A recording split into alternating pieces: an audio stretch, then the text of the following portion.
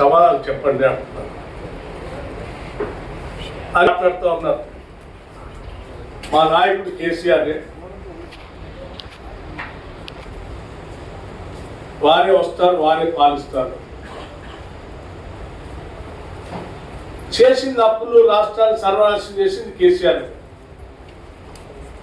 భవిష్యత్తులో మళ్ళీ ఆయనే వస్తున్నారు, మళ్ళీ మీరే చెప్తున్నారు. మధ్యలో మీ సంగతి ఏంది అసలు?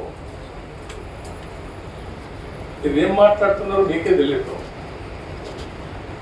మీరేం చేద్దాం అనుకున్నారో మీకే తెలియదు. మీ చేతుల్లో ఏముందని అసలు?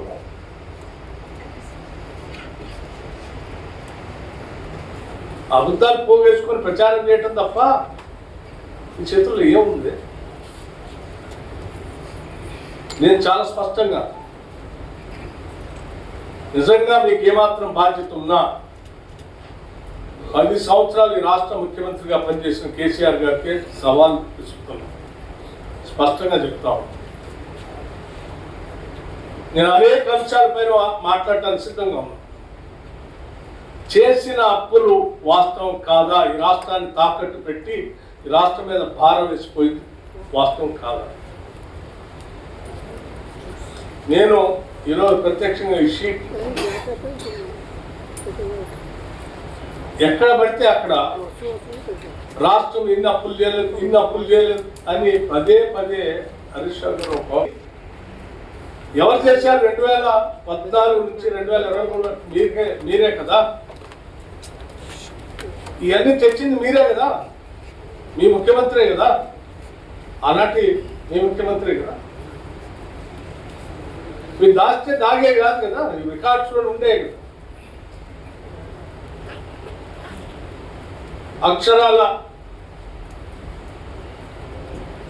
మీరు రకరకాల మార్గాల ద్వారా రాష్ట్రానికి తెచ్చిన అప్పులు, ఎఫ్ఆర్డిఎం పేరు మీద కొన్ని, government guaranteed loans raise by అంటే కార్పొరేషన్స్ పేరు మీద కొన్ని,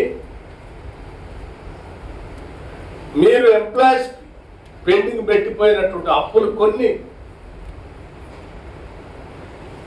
డిస్కమ్స్ కి ఎనర్జీస్ కి కట్టాల్సిన అప్పులు కొన్ని, ఇవన్నీ ఈరోజు లెక్కలు ఉన్నాయి కదా.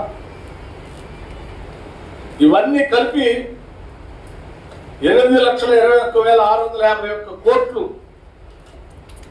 మీరు బకాయి పెట్టిపోయారు కదా అప్పులు చేసి.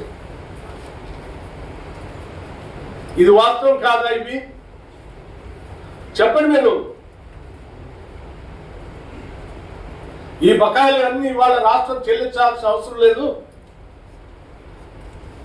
కేసీఆర్ చెల్లిస్తాడు, రాష్ట్రం మీద అప్పు లేదని చెప్పండి. మరి చెల్లించండి. మరి మీరు